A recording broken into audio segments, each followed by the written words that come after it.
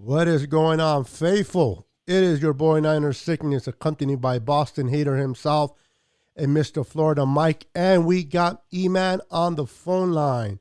We are full crew tonight. We're going to be discussing the game that we just watched. Niners unfortunately lose to the Tennessee Titans 20-17. So much to talk about, so much blame to put around. And we're going to get that discussion started. Gentlemen, starting with Nathaniel, how you doing, brother? And I'm good. What a game, huh? I'm good. Oh man, yeah, that one was rough. We should have probably won that in spite of all of the mess that we just witnessed. We probably should have won even in spite of all that. But it's a tough one. Fortunately, it did not change our playoff seeding. So, fortunately, but it got crowded. A little. I mean, we can't afford any hiccups now, but the thing is, we had some breathing room.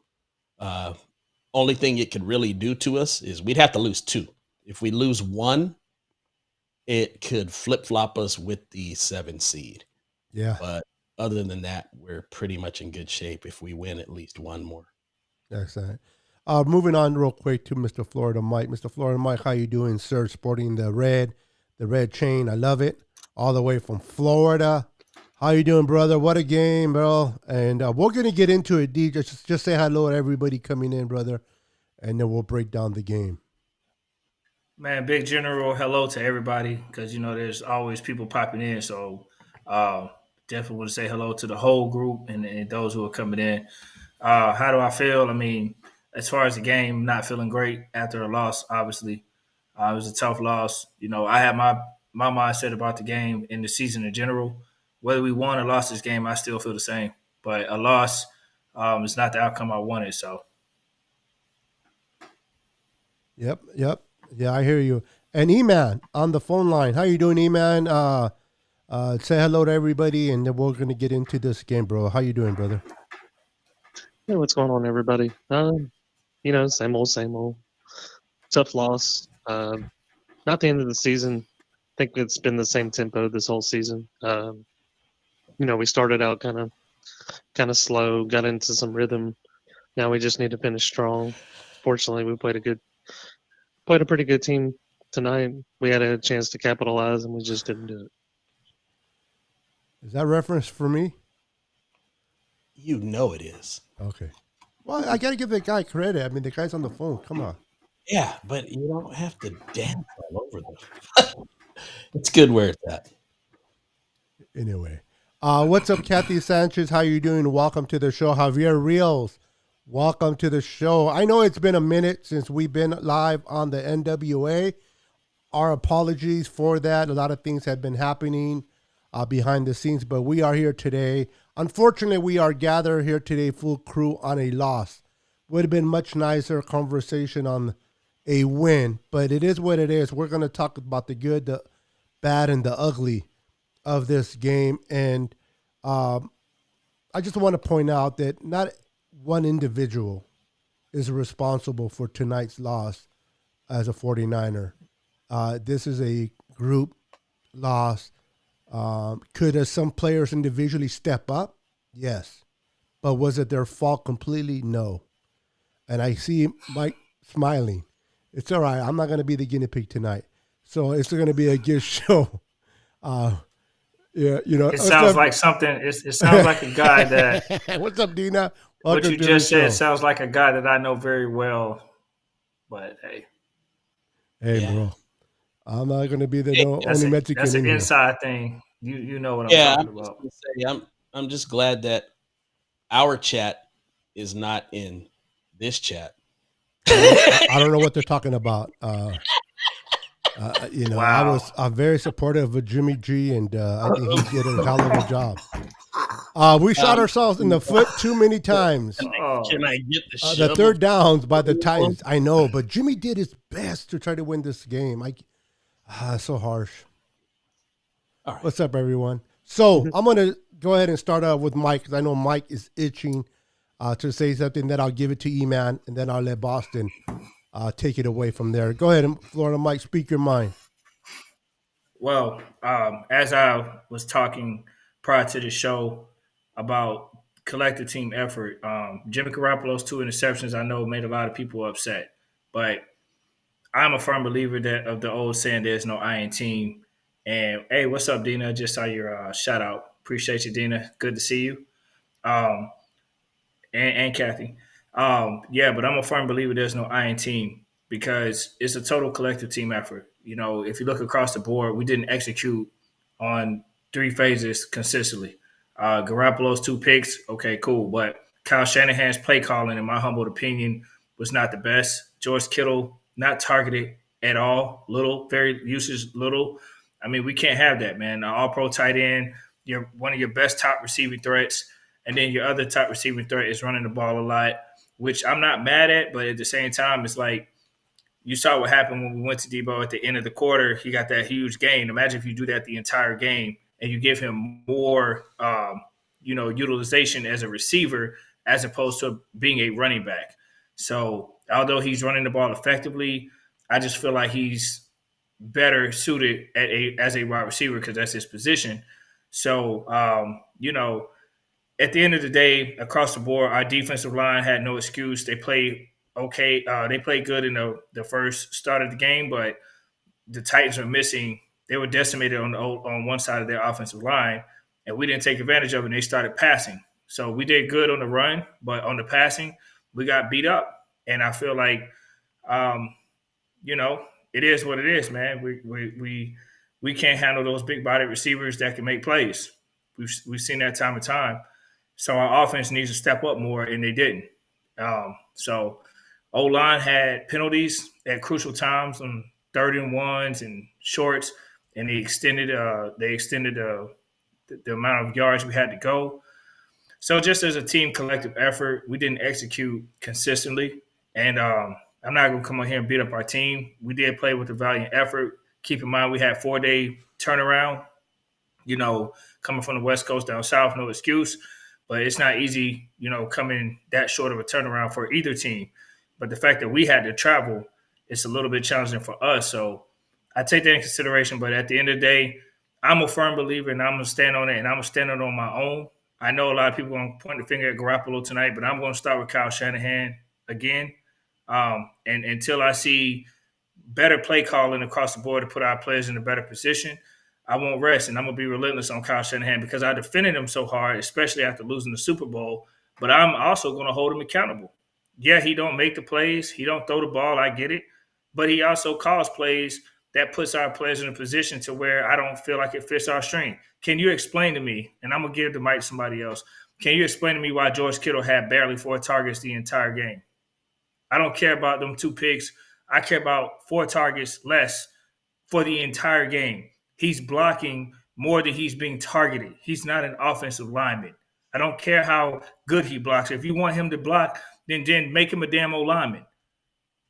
He's a tight end, all pro. Damn it, best tight end in the NFL. And I said that, and I'm going to stand on it. Better than Travis Kelce. I said it all around. Okay? Yeah, he can block, but he can damn sure catch and get yards after the catch. And we know what Kittle can do. I'm done. I hear you, man. It's a frustrating situation, man. It's never fun when we take an L, but it is what it is, man. Eric, you're up, brother. Give me your thoughts on tonight's game, your point of view.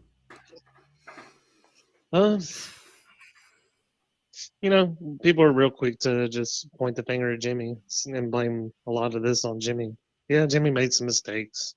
We were in red zone position to go up and score and gave the ball back to the Titans.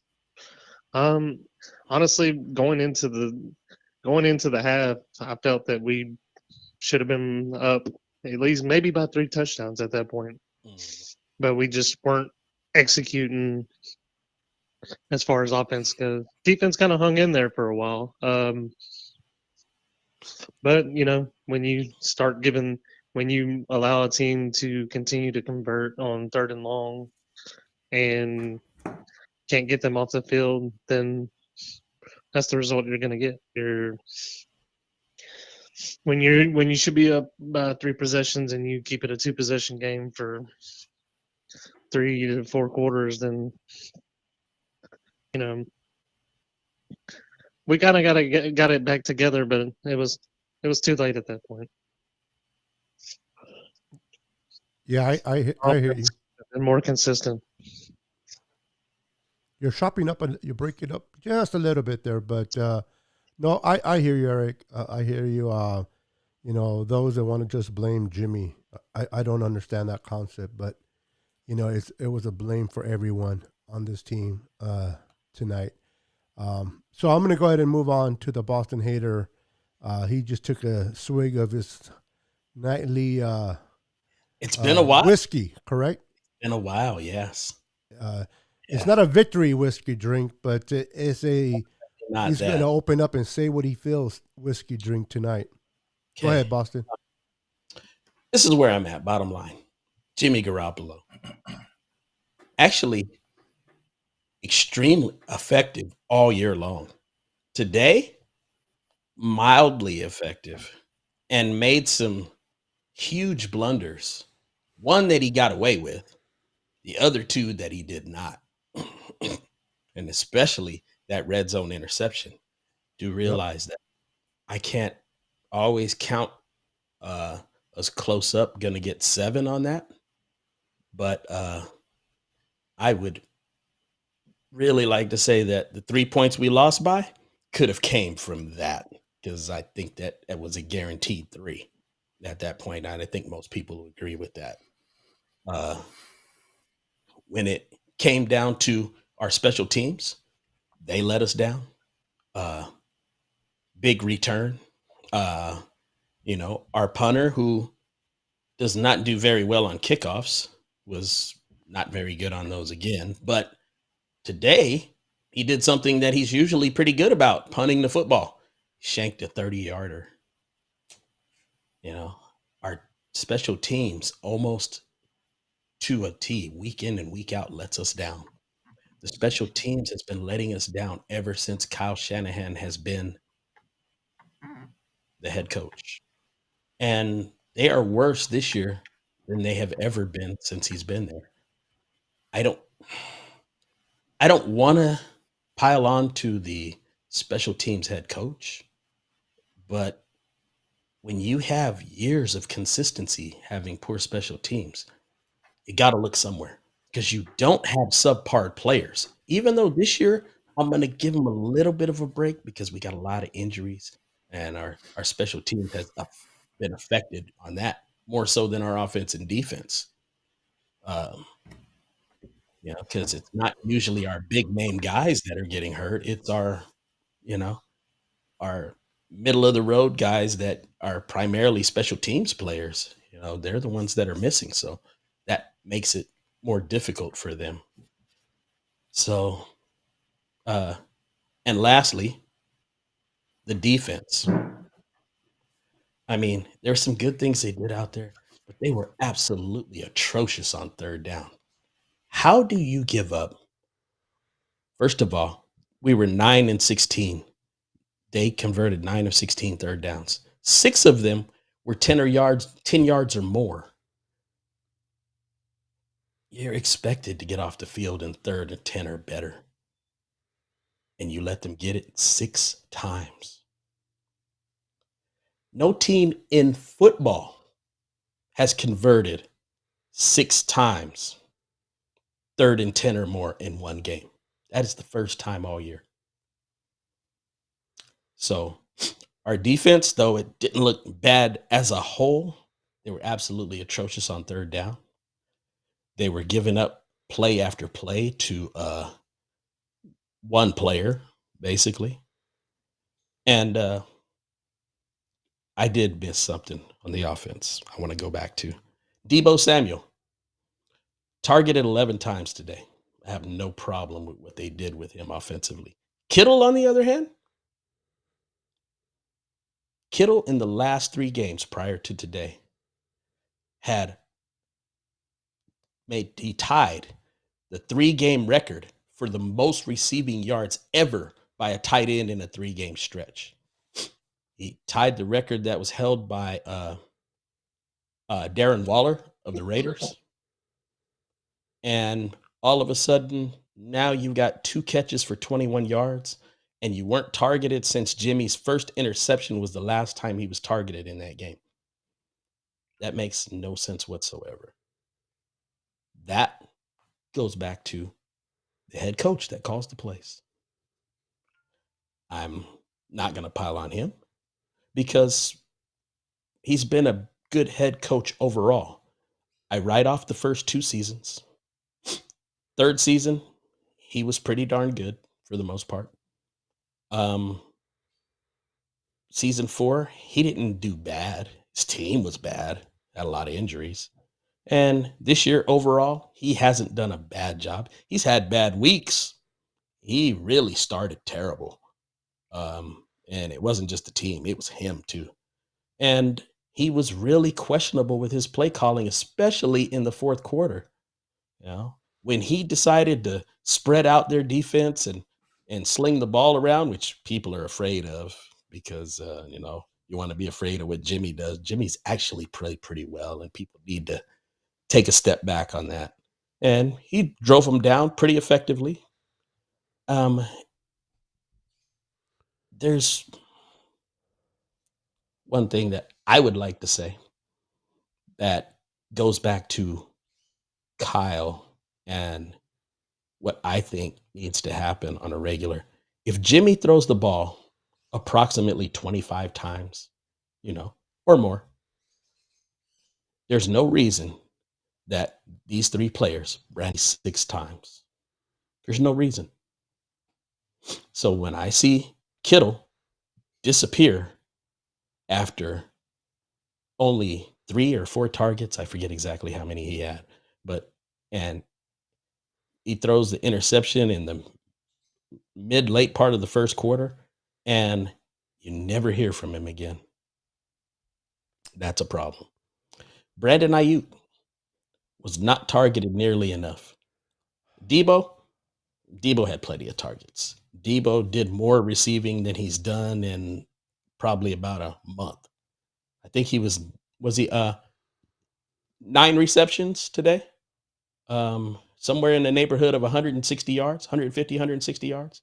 I don't have his exact numbers in front of me, but He got 159. okay.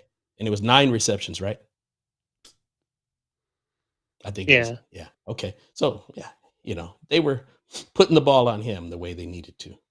So, no complaints there. All right. Well, I did notice that we targeted Juszczyk quite a bit in this. Moan and groan about that throw that he made to Juszczyk where he overshot him. I can almost assure you that had that been Kittle, Ayuk, or Debo, even though it's not a great ball, it's a catch. You can throw that ball to anybody on our team but the fullback. You could tell, he's not so nifty. And, Jimmy threw that ball up there. He overshot him just a bit. Anybody else catches that ball.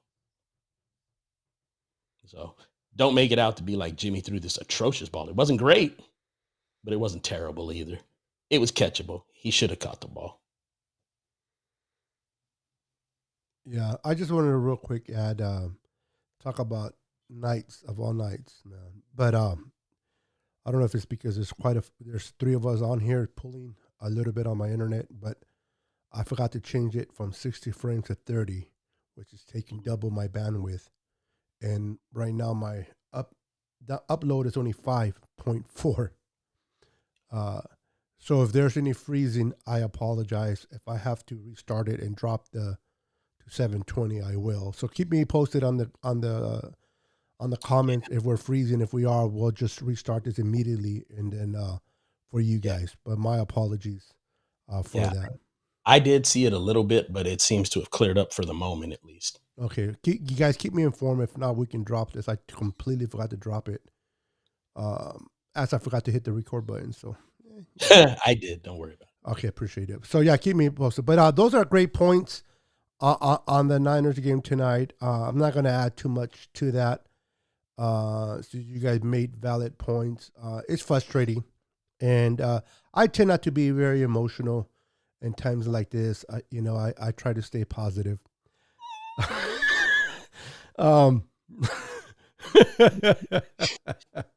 Lie some more, Pinocchio. Lie some more. Oh my God. I am very emotional. Everybody knows this. It's the Latino in me. No, I can't say that because a lot of Latinos are not emotional. I'm going to drag them with me. This is just me being emotional. But I got emotional in this game. I did blame Jimmy earlier. I still blame Jimmy. Not totally on Jimmy. Jimmy, like Florida Mike told me earlier on the comments in the private chat that it wasn't his fault that we had a couple of holding penalties. It wasn't his fault that we couldn't stop on third and longs on defense. I didn't see Jimmy out there being a linebacker. So, but Jimmy did. I don't know about you guys, but I think a quarterback's supposed to elevate their playing when the bad team is playing bad. Corner? Huh? If you play corner, we could use his help. Yeah. Although, I don't know. Thomas wasn't that bad tonight, though. I think he really played better than ever. Wasn't that good either. Well, he's playing against A.J. Brown, bro. And Man. by the way, you play the players that play. And then they let him shove him. Oh, that was cold. I mean, come on. I'm already struggling with this big old dude, and you're going to let him shove me to get that.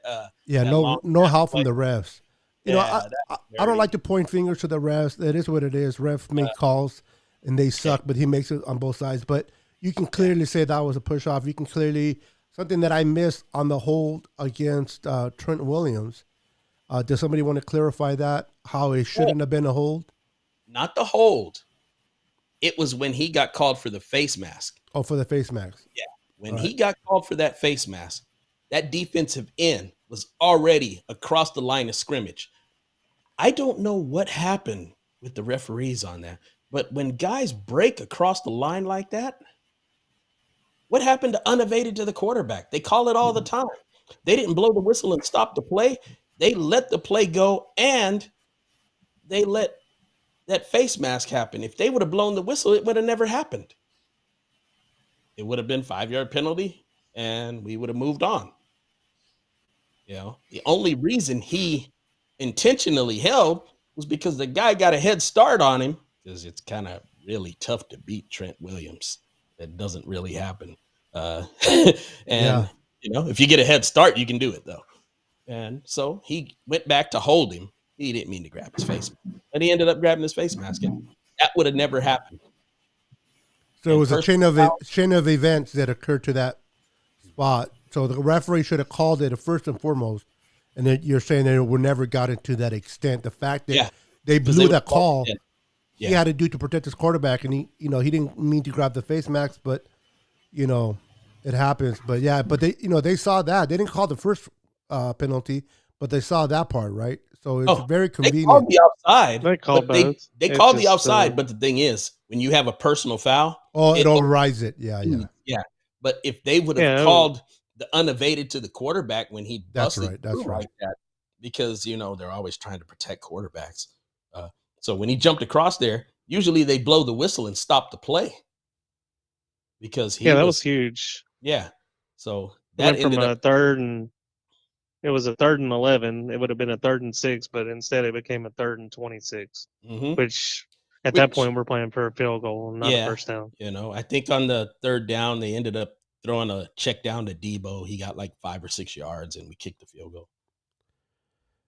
So let me go ahead and ask Eric this question. In the positions of the playoffs, for those that are listening that are not familiar where we're at in the seedings with this loss, how big was this loss in your opinion, Eric? How bad does it hurt us? Do we move from where we're at, or do we stay there? Now, can we afford to miss any other games, lose any other games? Give me your thoughts on how bad this loss was based on the playoff seeding. It just puts more. I think it puts more importance on that Ram game, if anything, if we're playing for seeding. And really, though, it just depends on how they play. Because if they win out, then we still got to win. The only team that that we're looking at, I mean, as far as our division goes, because they're ranked in the seeding, the only other teams we're looking at are the teams on the outside, which we have the tiebreaker on with Minnesota, Atlanta. New Orleans is kind of trying to sneak up, but I'm not really at this point. I'm looking at a very low seed for us, which I just don't think that we have the team right now. I mean, we clean up mistakes maybe, but yeah, we don't have the team to compete with the Packers right now, and we definitely don't want to see. Well, I don't know. Me and Nate went back and forth on this. Behave. He said we don't want to see the vote. We I said, Tampa Bay's kind of beat up. Wouldn't mind seeing, trying to abuse their corners, but as far as their linebackers in front, they're dominant. Like, it could be a long day for Jimmy. Based on what you said, I don't know about you guys, the rest of the panel, but obviously you want to win games going into the playoffs, but would it be so bad to go into the playoffs at the 7th seed? Would you rather face the Cowboys than the Tampa Bay Buccaneers if they're healthy? Hell yes. So it wouldn't be as bad, right? If we No. drop to the 7th, because we'll be facing the Cowboys, and the Cowboys we're a better match against the Cowboys, in my opinion, than we would be against the Tampa Bay Buccaneers. Any thought, gentlemen? I'll ask Florida Mike on this, and I'll give it to you, Buster. Well, I mean, on paper, everybody's gonna have their opinions, but the reality is it's about who shows up that day. Tampa Bay has had moments where they look very vulnerable, as you can see how they looked against New Orleans. If that Tampa Bay team shows up that night, and our best San Francisco team shows up if we happen to play them, then we'll beat Tampa Bay on that night. We don't have to be the better matchup team all around every time. We just need to be better that one night. That's it. So, me personally, I'm not really into we should play this team over this team to have an advantage. I mean, it sounds logical, but we all know in sports there's a thing called upsets or the unexpected happening. So while the likelihood of us playing Dallas might seem more favorable than versus Tampa in the first round, the reality is we're going to have to play one of those damn teams no matter what. And if Dallas comes out on fire, I mean, hey, we might be like, damn, we didn't see this coming. Like, at the end of the day, man, it's who shows up that night, who's going to damn execute. Me personally, if you ask Florida Mike, I don't give a damn. We play Tampa, Dallas, Green Bay, whoever. All three of them in the same night. I'm like, we got to go out there and execute. We got to play our game. I'm not worried about the other team. Nate can shake his head all he wants, but I'm not afraid of anybody. Whoever we play, we play. I mean, look, if you want to get to the Super Bowl, you're going to have to play as a lower seed. You're going to have to play one of the top teams. It is what it is. These are professional teams. These are professional athletes. Any given Sunday, man, we've seen it in this league. Then the New York Giants was a low seed. They didn't go in there talking about, I want to play this team, I want to play that. They played whoever the hell was on their way, and they got in there and they won 2 Super Bowls against New England. So San Francisco, we bought that life too. They were a 4 seed both times. They won their division both times. Well, they didn't have a great record, and they still had to come. They were they not a wild card team? No, they were a wild card in the sense that they played against wild card teams, but they were a division winner. Yeah, they were a division winner in the weak division, and they got their their division win as a top seed, but they were playing a wild card in the first round. So they had to advance.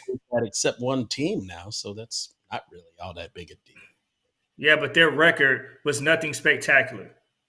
They were not considered favorites to win. That's my whole point. Just like we're not considered favorites to win, but it doesn't matter. All that goes out the window when you play. When you play and you show up and you execute, it's all about who. I mean, look, man, New Orleans just beat Tampa Bay 9-0. And who saw that coming, scoring 0 points? If you would have told somebody before the game, Tom Brady's team will have 0 points against New Orleans, you probably would have said, no way in hell. Favorable matchups would say, no way in hell, especially without the Saints having Winston. But they did, 9-0. Super Bowl champs held to 0 points. But Nothing's impossible. I don't care. if you would have said that the Saints were going to win, I would have definitely entertained that. Just not the way they won. That's the whole point I'm making. We don't know what's going to happen when you play. When the playoffs and the lights are on and these guys are playing their best football at a time where the season's out the window. Let San Francisco go in and play Tampa Bay first round and we win. It's like, yeah, you would rather play this, you'd rather play that. But it's all subjective, man. Like, there are going to be people who say, man, the lower seed we are, I don't want to play against Green Bay. You might feel like we smacked Green Bay, but somebody else might feel like going to Green Bay in the cold with this team, this roster, despite how we've handled Aaron Rodgers recently with this particular team. Some people might feel like different. They might feel Green Bay could be a more potential threat than anybody else. It's all about matchups. You know, at the end of the day, how we play that day is all that matters. So if you're asking me, I don't give a damn if we play Tampa Bay. That just means I can go to the game. I'm down here in Florida. We play Dallas, I can hate the Cowboys. Whoever we play, bring their asses on. We're going to have to play somebody. It is what it is. So we play Tampa Bay, then let's man up and beat their ass. Simple as that. Execute. No, I hear you. I hear you. At the end of the day, you play whoever is in front of you, and you just got to do your best. But I was just referring to matchups. And I understand that on any given Sunday, anything can happen. You can play the Cowboys and get destroyed.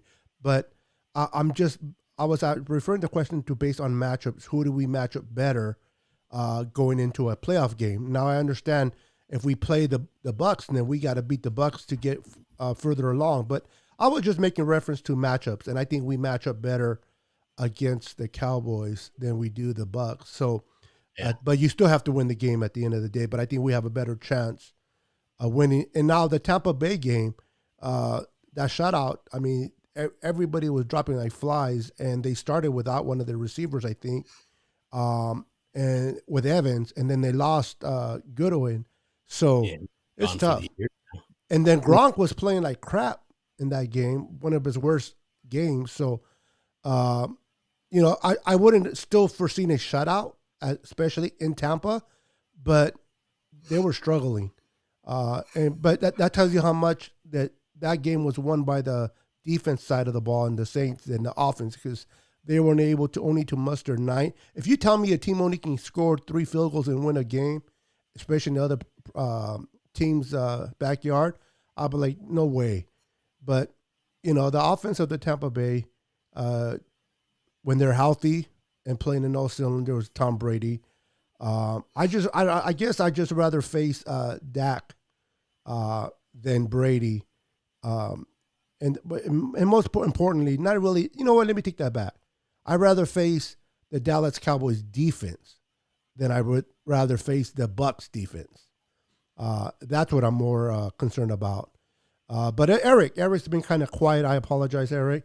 So, Eric, give me a positive thing out of this game that you saw, that even though we lost and it's devastating, but you know what? You like what you saw going forward. Can you name a positive thing, Eric? Well, I like them. I like that we got Debo back involved in the receiving game. What I would like to see more of is, I'd like for, well, I guess it's not gonna, it'll happen when we get Mitchell back, but I want to see more from the running perspective. I know Tennessee's a tough team to run against, but we are going to have to get back to our style of football, which is running the ball to open up the passing game. And that's what our strength is. You look at a lot of the games that we've won and kind of ran away with, heavy involvement in the run, opening up passing lanes for teams, and it also makes Jimmy better. So I think that's going to be the key for us, is just getting some people back and trying to make this run into the playoffs. You know, I hear you, Eric. Yeah, trying to get some players back. Hopefully, we can get Elijah Mitchell back healthy going forward. Boston Hater, I want to ask you, in this game, why do you think our defense struggled a little bit with the 3rd and longs against this team today, in your opinion? Two reasons. Number one, we were not getting pressure to the level that we were capable of and that we have been getting in the last month and a half or so on other teams. Secondly, coverage. Mm. Our coverage was poor, especially showed up on third downs. I mean, they were completing balls to the tight end who I think he only had 2 catches, and they were both on third and longs that converted to first downs. And you got a couple of them to number 15 who'd been around the last few weeks and couldn't catch a ball to save his life, and he makes a couple of big third down catches. And then, of course, A.J. Brown makes a couple of big third down plays as well. So there were 6 of them total, 2 by each of those players. And that run defense was our run defense didn't look bad. As a matter of fact, that's where we showed the ability to get in the backfield when they tried to run the ball. It didn't seem like we were getting there in pass pro, and they were down to a third left tackle. Yeah, and he was a struggling left guard who had to get kicked out to tackle, and he played okay. We weren't getting the kind of pressure I was hoping to get. So that was a big reason why we could not get off the field. And we've been pretty good about getting off the field on third and long, especially third and long. Yeah. That very 2 solid points there, Boston Hater. Everyone that is watching us and you're enjoying the podcast, please do me a favor and smash that like button. And if you don't like it, smash the unlike button as well. Just let us know how you feel. Florida Mike, let me ask you. I know it's evident to a lot of us, but I just want to get your opinion. What adjustments did you see the Titans make coming out of second half that they weren't doing in the first half? Because I believe they only have like 95 yards total in the first half, and they came out strong in the second half. So from your thoughts, what type of adjustments did they make to get into this game and at the end win it? Well, unlike our coach, their coach decided to go to their best playmaker and utilize the hell out of him. They passed the ball instead of doing that typical run. Brown went off a lot as the game went on, and they targeted him. I mean, it was obvious they were going to him, and they pretty much went to him the entire time offensively.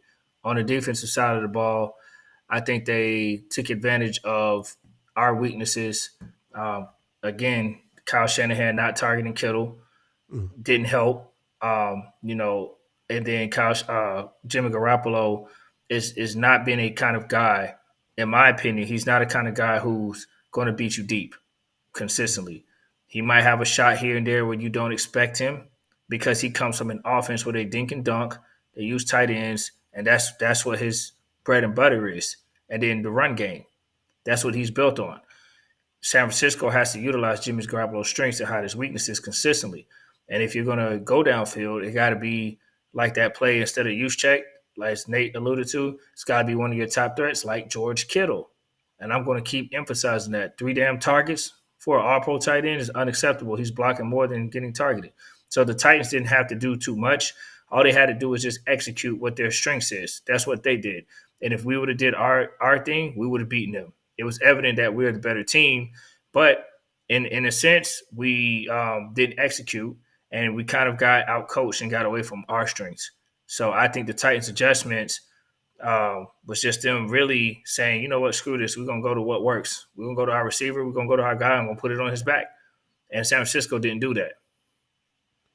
Okay, interesting. So the Titans went to the well. They saw what was working, and they continue to press on that. And you're saying that the Niners did not do the same with Kittle. We had matchups. We had matchups we could take advantage of, and we didn't. Let me ask you. So, real quick before I pass it over to Boston Hater, Mike. So, was it more Kyle not really using Kittle, or do you think they were taking Kittle away? I don't think they were taking Kittle away because Brown had multiple defenders around him, and he still got off. I think Kittle gonna get his no matter what. Ain't nobody stopping Kittle. I ain't Okay. seen nobody stop George Kittle. They might minimize some series or have a little effect here and there, but they ain't. It's a whole 4 quarters. If you target George Kittle more than 3 damn times, you ain't stopping him every time. It's not gonna happen. He's too damn good for that. And if you are going to put all your emphasis strictly on George Kittle, then Brandon Ayuk is open. Then you check and come out the backfield open. Debo Samuel's available. It's too much to go around. So they can't emphasize Kittle. If they was really going to sell out all on George Kittle, then man, the run game is going to be. It's just more apt, pick your poison. But Kyle Shanahan didn't do that. He does what he inconsistently does, and in my opinion, he gets away from his strengths, and he goes to outthinking himself. And I've been saying from the beginning of the season, since that Lions game when he pulled out the starters, all because of fear of injuries, and the Lions came back. He's had moments where he's done inconsistent things. Just stick to your strengths, man. Now, you mentioned an interesting point, and I'll pass it right now to Boston. You said that the thing with the Lions where he did not when he pulled out his starters, but yet against the Falcons, if I'm not mistaken, they I was going to bring that up. They kept their starters way when the game was already over in the fourth quarter. Running, I forgot was it Debo in the backfield. Debo in the backfield, yeah, when he should have been taken out. So I don't know. I guess it's just a game calling. I just think he didn't have his best game calling today. He just should, and I agree with you. He should have went more to Kittle. Why he didn't, I don't know. But I do believe that Kyle Shanahan is his worst enemy. He's his worst enemy. He gets into this little box, and he just doesn't execute very well. But I appreciate your comments there, Florida Mike. Now, Boston Hater, I want to ask you the offensive line. Who stood out to you? I mean, this defensive line of this Titans are pretty good. They're pretty good, and so they pretty held their own against them for the most part. Which lineman stood out to you, or did they all stood out to you? Oh, one that stands out every week, Trent Williams. Of course. Yeah, Trent Williams. Other than the little crazy play that he had that never should have happened, yeah, he was throwing defensive linemen around, knocking them on their butts, and it was like it's almost not fair. Yeah. Yeah. I mean, how is this dude able to just manhandle grown men the same size as him? Look like they're just as strong as him. Obviously not. But yeah, he just throws them around like they're rag dolls. Yeah. He makes it look easy, right? When it's really not, but He really does. yeah, I like what that one. I know you don't listen to the announcers, Nate. But one of the announcers, I think it was Olsen, that said that in his opinion, he thinks that Trent Williams is not only the best left tackle, but the best lineman in the NFL right now, even over Nelson over there with the Colts. And I tend to agree with that. I would agree with him. Yeah, I would agree with him. The way that he's playing. I did not know that was. Are you talking about the former tight end? Yeah. Is that who? Yeah, he was calling the game tonight. Yeah. You know what? I kind of like him. Who was he calling it with? Oh, I forgot. Help me out, guy. I forgot the other Kevin guy. Burkhardt. Oh no, I wouldn't have listened to that. But yeah, you have to have like a 1 year for one. I know it's difficult when you have both of them talking, but Olsen does make some good points, and I do like I like listening to him. I actually, he has a podcast. Yes, he does. The tight end podcast that I like. Yeah. Yeah. And it was TE1 is what it was called. And he interviewed several different tight ends of different eras, from Shannon Sharp to Tony Gonzalez, George Kittle, Travis Kelce. He even interviewed some rookie. I can't remember who he was. Wasn't it Waller? No, he's not a rookie, but wasn't it Waller? No, okay. It wasn't. But yeah, and he interviewed all these guys, and it's really interesting. If you haven't heard it, you might want to check it out. There's also is it Chris Carter that's got a wide receivers podcast? Yeah, that's pretty good too. They kind of get into some things that are a little more detailed, that if you're more into more than just general stuff and maybe a little more nuance, it'll be nice to hear. And for those who Richard Sherman fans, Richard Sherman has a podcast. Yeah, he does. It's a pretty good one too. Yeah, it's very good. And you might want to check those out. But back to lineman, Laken Tomlinson. He was pretty solid, as usual. Yeah, I mean, that guy is so underrated. Mm.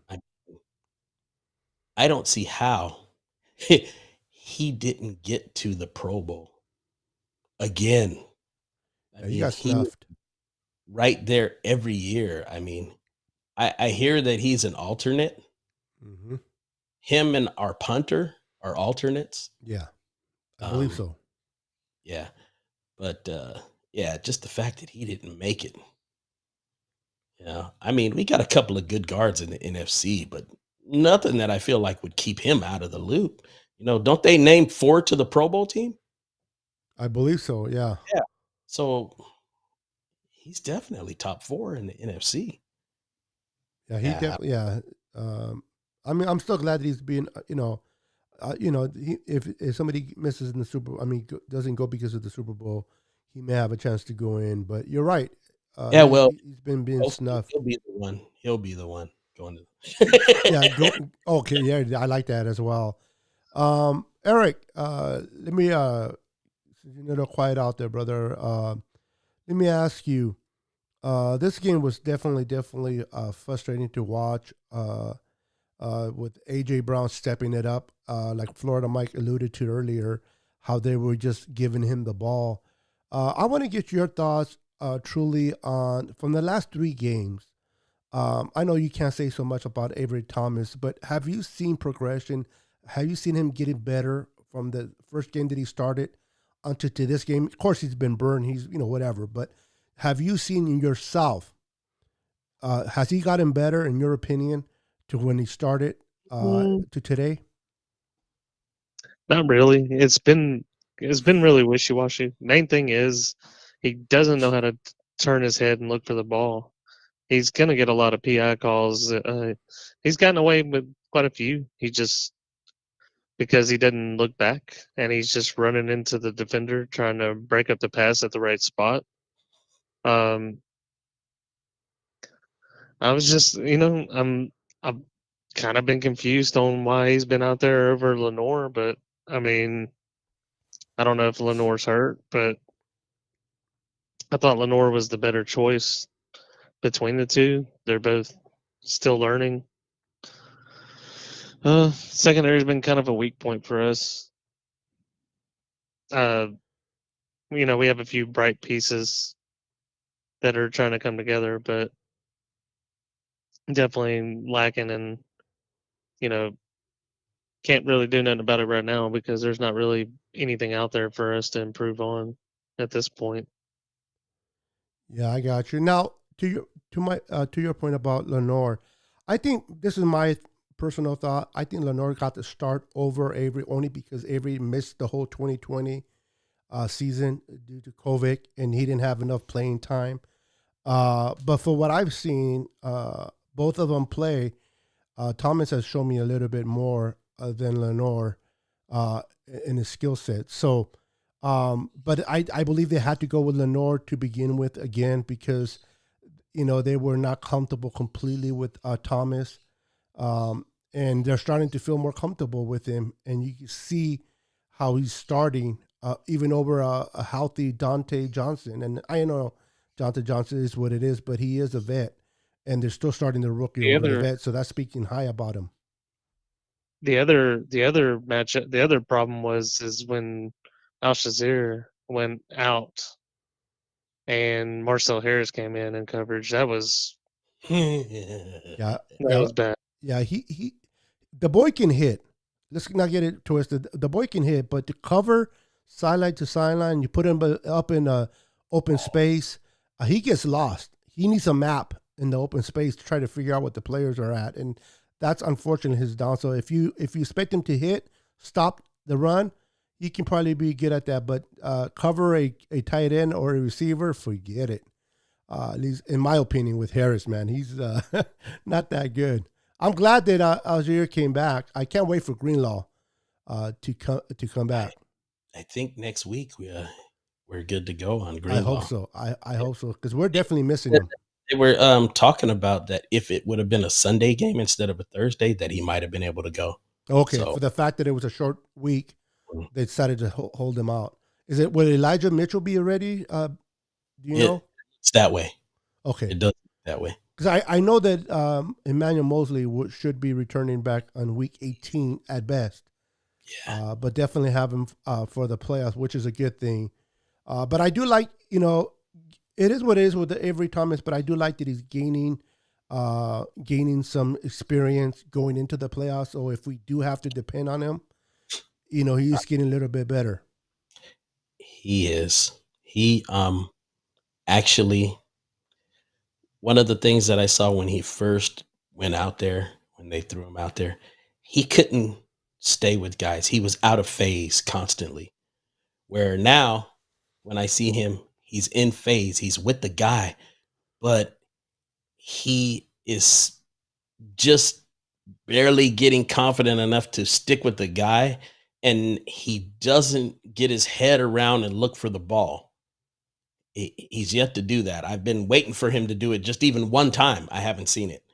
But he's in phase. He's with the receiver. He's not like he was like when he was playing Jamar Chase. It's like you're looking for him, and it's like, especially that one in the back of the end zone where Jamar was by himself. I'm like, where's the defense? And then I see how he lost him. But then the one that was in the front part of the end zone that he caught, like a 32-yard pass, Thomas was right with him. Yeah. Chase just got a good throw and made a good catch, and I think those are one of the hardest things it is to teach a corner is to be in, like you said, in that face up, to be part with that receiver, and that's where he was lacking. And if you have to point out one of the areas that he's gotten better, it definitely has been that. Yeah. The turning back you can teach. Eventually he'll get it. Sometimes that's the hardest part, though. Looking back? Yeah, sometimes get guys that never figure that out. I hope he figures that out. He looks like a smart kid. I think he's just everything's starting to slow down a bit. I think there was a lot on his plate, and I hope so. Hopefully it will be. I just want to real quick say hello to Pell Time. He's one of my he's a LA Rams podcaster, great guy. Loves his Rams, but he's really down to earth, man. He's not a trash talker. So welcome to the podcast. Appreciate you coming into the N.W.A. Also, my boy Alan, how you doing? Welcome. He says, I think Thomas played okay. I would like him to be a little more aggressive and go get the ball, but I think it will come. And I agree. I think, and that comes with game experience. That comes with him feeling a little bit more comfortable within his game. And to me, what you want, at least me, what you want is you want to see a player, what's the proper word? Not regress, progress, right? Like look better each game, and not go backwards. And he's been showing each game he's getting a little bit better. And he's a rookie. He's going to get, he's going to lose a lot of those matchups, but at least he's showing good quality. He's playing against AJ Brown. Then you had Jamar Chase, and who did he get stuck with last week? Whoever their best receiver was, and he even had time on the tight end. Yeah, he had Gage, and then he was on Pitts as well. On Pitts, yeah. Because remember on the sideline when Pitts snatched the ball from him, but they were out of bounds. Yeah, I was like, what is he doing covering that guy? The fact that D'Amico is putting him there, I mean, he's definitely showing them more confidence in him. Imagine when he gets to be where we hope he will be. We might have a nice corner right there going forward. And Lennar, I don't want to talk negative about him. I think the kid's going to be special too, but I think he's more of a backup type of corner in my opinion, but could be a starter. We'll see. Mike, I'm going to bring you in, brother. I want you to follow. I know it's late where you're at, and we're not going to stay up too long. But let me ask you, man. I know I know I was kidding. Well, I wasn't kidding around. I was emotional, and I was talking about Jimmy G negatively, but uh, it wasn't all Jimmy. Tell me what Jimmy did well tonight, other than, and I'm not being sarcastic. I'm being honest. Tell me what he did well, in your opinion, that people might overlook because of those two ints, and right away their haters are gonna hate on him. What do you think he did well, in your thoughts? Well, the last possession that towards the end of the game, I mean, he did put us in a position to score. We tied the ball game, but it just wasn't enough. The defense couldn't capitalize on the flip side. So for the turnovers he made, he also made some other plays. And if you look at the totality of the game, as opposed to just viewing the two turnovers, then you could say he didn't have a great game, but he didn't have as bad as some games he could have had. Considering I've seen him play much worse this year, in my humble opinion. But he's had games where he's been inconsistent, and as a player, stepping aside of my critique of Kyle Shanahan as a player, Jimmy Garoppolo has been inconsistent. I've always said he's not a top 10 quarterback. He is a middle of the pack quarterback in this league. He's nothing spectacular, but he's nothing horrendous. You know, Nick Mullins. So, at the end of the day, he's a guy that has a winning record, and but he's not a guy that you feel confident to get you to the next level, to the top. Can we win a Super Bowl with him? We certainly had our chance in 2019. Um, I was going to say this too, piggybacking, but I know we switched gears. The reason why I brought up Kyle Shanahan being inconsistent is not just about substitution. You mentioned the Falcons game, but in the Falcons game, I'm pretty sure it was later in the fourth quarter if he was going to pull out starters, if he thought about it, versus the Lions. He pulled them out very early. It wasn't like the game was super out of reach in the NFL. Yeah, it looked that way, but we know in the NFL, early fourth quarter, pulling the team out as opposed to 2 minutes left, not the same. So this is why I reference inconsistencies. It's not just substitutions either. It's play calling. He's had games where he didn't utilize George Kittle this year. This ain't the first game. He's had a few games, actually. If you go back and look at the totality of the season. Prior to the Green Bay game, he didn't damn utilize George Kittle and the Eagles as much and the Lions as much. I mean, he didn't really do a lot. So this is like the fourth game that I can think of at the top of my head that he didn't utilize Kittle with a lot of targets. So, you know, as far as Garoppolo just doing good things today, I'm just going to say he did enough to where we still could have won the game despite the poorest plays that he had. But it's Jimmy Garoppolo, man. This is what he is. He's a streaky quarterback. He might have 3 good weeks, but then he's going to have a week where he struggles.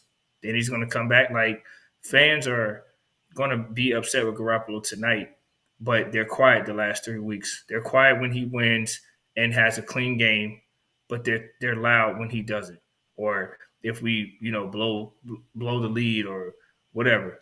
But at the end of the day, that's football. We don't have a top 5 quarterback. We do not have an Aaron Rodgers or Brady.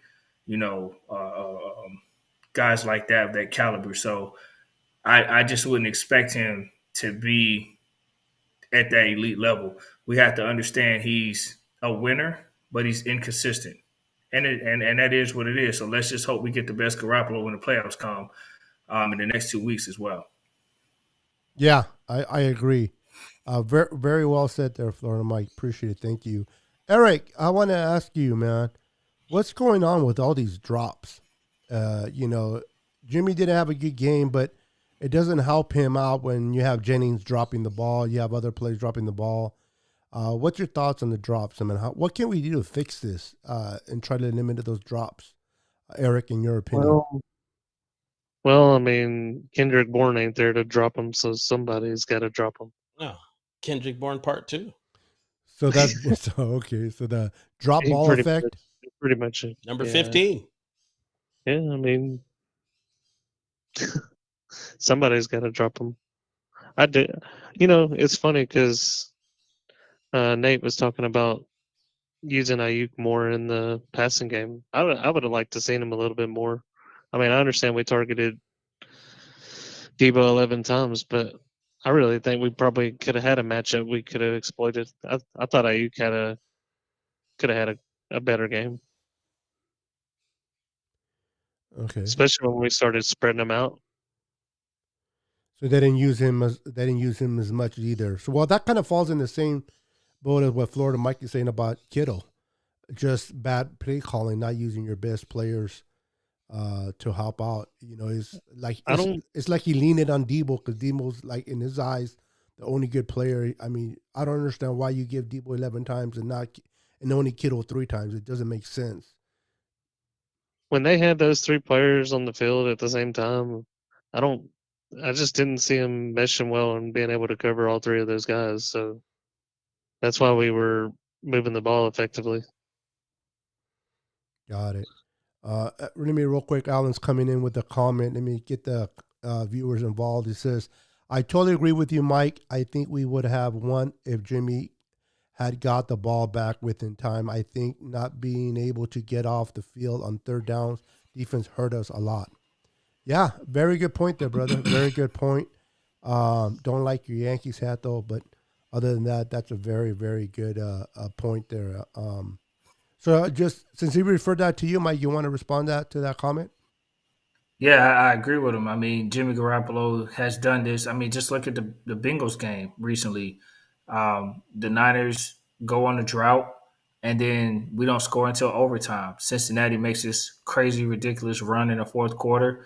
We had extra time, and Jimmy Garoppolo was able to lead this team down the field and get a touchdown. We didn't have extra time this possession. We ran out of timeouts, and they had the ball in critical moments. In the last play of the game, had Garoppolo had another play, he is that kind of guy. He'll go through a drought from like 2 quarters, and then the last possession, he'll come down and score. I mean, that's what he's been doing. So you know what you're going to get, man. Those 2 interceptions, while they hurt, like I said, team effort. I think Garoppolo is just like my man Nice said. I don't know if I'm pronouncing it correctly. I apologize if I'm not. I know it's NYC. It could be NYC. But you know, he's right. I agree with him. You know, we me and him on the same page with this. Garoppolo obviously doesn't play the 4 consistent quarters on a consistent basis, even despite him having a winning record. He's also has games where he's inconsistent.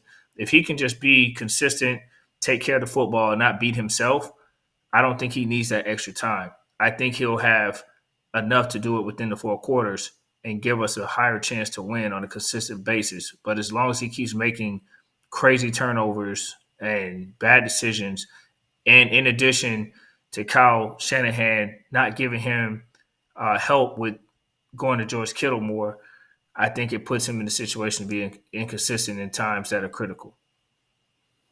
Very good point. Well, it's been a great show, man. That's a great point there, Alan and Florida Mike. And I just want to just thank the panel, and I'm going to give you guys an opportunity to say your closing remarks. We hit the hour mark, and I know it's really, really late where Mike's at, and I believe also where Eric's, I think, 2 hours ahead of us, if I'm not mistaken, so it's late. Me and the Boston Air have it a little bit nicer in the Pacific Standard Time. But it's been a great show, man. Unfortunately, we lost today to the Titans, 20-17.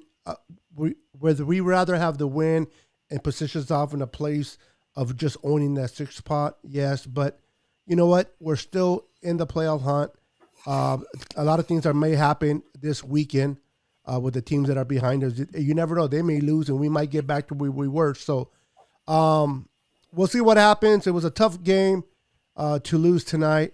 A lot of things went wrong. Hopefully, they'll be able to correct this and look at the film and prepare themselves for the Texans. The good thing is we have the Texans coming in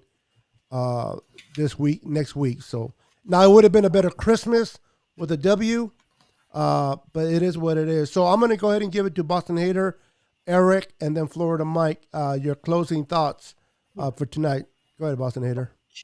Okay. There's a comment that just popped up that, yeah, that's the one. Does that sound familiar to you, Beto? Do you think Ayuk gets lost in his route running? Yeah, I said it right, Mike. That's a 4th down. Yeah, we talked about that a lot. Yeah, because it was first the comment in our chat was that Jimmy threw a bad ball, and I'm like, well, did he? Yeah. You Oh, know, yeah, if yeah, I yeah. was Yeah. Referring to it that doesn't fourth. really look so bad to me. You know, is a little on the high, but it wasn't high enough that if he would have ran through it, he still would have been able to catch it with his hands and keep moving.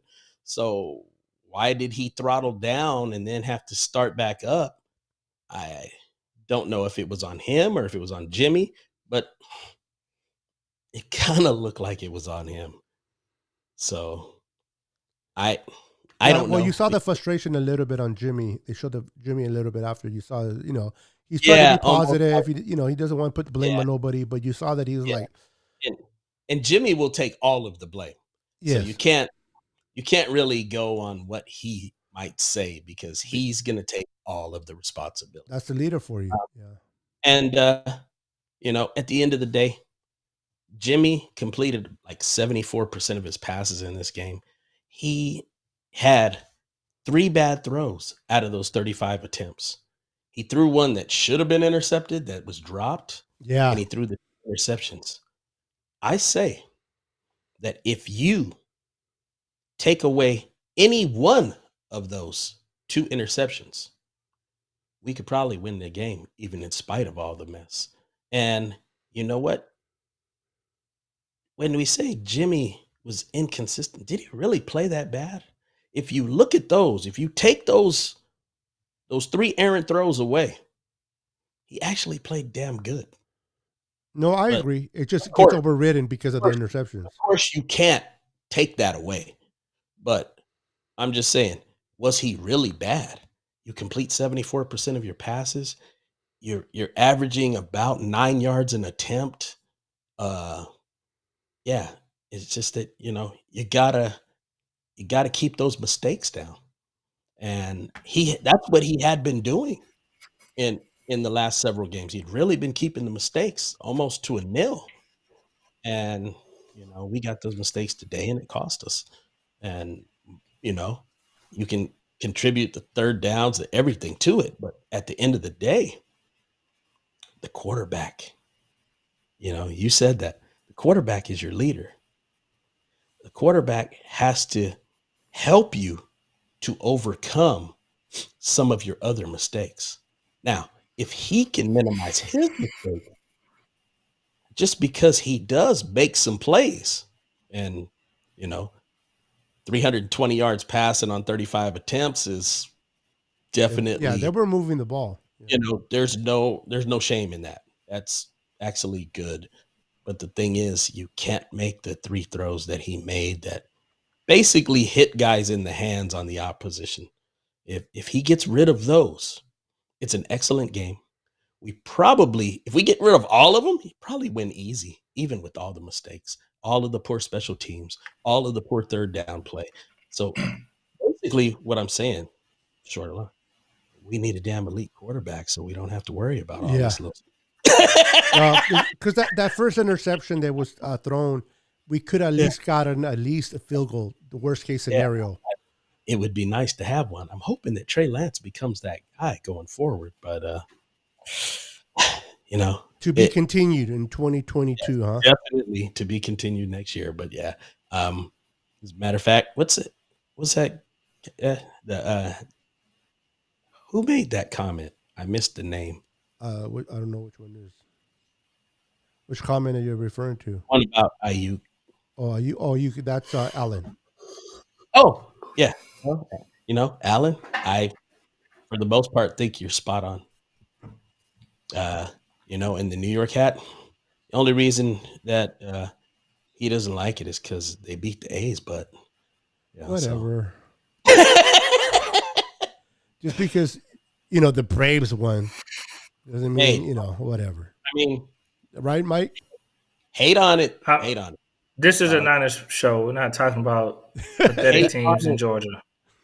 hate on it. Marlins fan. Wow. That's right. Proud Miami Marlins fan. Anyway, let me I'm get. gonna end. I'm gonna. We'll have Eric close real quick, and then we'll give it to you, brother. We'll shut it. We're Yeah, done. go ahead. Go All right, ahead, Eric, man. go ahead man. and don't be long-winded like Mr. Boston Hater for me, please. But Go ahead and give me your point, bro. I just had one more question, but it's all good. Y'all can answer Go it ahead. later. Say it. If Hey, go ahead, if E-Man. seating ain't in play, if seating ain't in play for the last game, do you think we rest any players? I think Trey Lance gets a start if we don't That's an have interesting seed. point, Eric. That's good. And I, at this point, because I know that we're pretty much out of the loop, totally out of the loop for the division now, and we're all but out of the loop for the 5. So we're basically playing for the 6 and 7. If we lock up the 7 by beating, I mean the 6 by beating Tennessee, I would not be surprised to see Trey Lance start the last game of the season against the Rams. Yeah, that's what I was thinking. But yeah, no, I don't really have anything to add. That was Okay. just the only question I had. All right. Well, I appreciate that question there, E-Man. All right, Florida Mike, the floor is yours. What do you want to say to send us off tonight? I would just say, man, despite this being a tough loss, we are going to lose games. We will not go undefeated. We will not win every game. The goal is to make the playoffs. So just remember that. We have 2 games left. So if we beat the Texans, I'm not sure of the results of the other teams at this moment, but we take care of our business as long as we at least win one of these 2 games. We should be in the playoffs, I would imagine, considering that we beat the Vikings and Eagles, who are outside looking in. Or the Vikings are 7 seed right now. So right now we're just probably playing for the seeding. Majority of this panel seems to prefer Dallas over Tampa Bay, so they might get their wish if we flip flop with the Vikings for some reason. If we go 1-1 and the Vikings go 2-0, I don't know. But yeah, I would just say, man, the goal is to make the playoffs. So while this loss, hurts many fans, think about the big picture: playoffs. All this will not matter if we go into playoffs and take care of business. And hey, it'd be nice to get our 6th Lombardi. I'm not going to bank on that right now. The way we played tonight and just this season, we don't really look like a team that will win. But we have had moments where, hey, man, we look like a hot team, like when we beat the Rams. I mean, that 49ers energy and that type of team, if we can play that brand of football, listen, man, we could beat anybody in the league. I'm confident, but we have to be consistent. And until we do that, I'm just taking one game at a time. So, playoffs, man, focus on the playoffs, not the damn Titans. So the game is over. We got 2 games left. These 2 games are more critical right now. Yeah, they are, especially the last one against the Rams. Personally, I want to win in SoFi twice this year, and the first one, there'll be Week 18, and hopefully the one will be in the Super Bowl. But I hear you, 1 week at a time. Well, everyone, thank you guys for joining the N.W.A. It has been fun. I enjoyed the panel tonight. The comments from the viewers. We're going to try to continue to come up more often. Thank you for coming on with us on a short notice right after the game.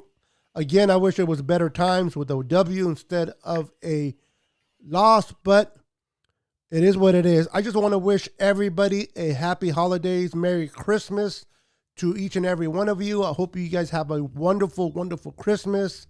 And I just want to thank the Boston Hater, Florida Mike, and E-Man that was with us on the phone tonight, and everyone on the comments. You guys are amazing. Until our next show, God bless, and we'll see you on the next show. Peace.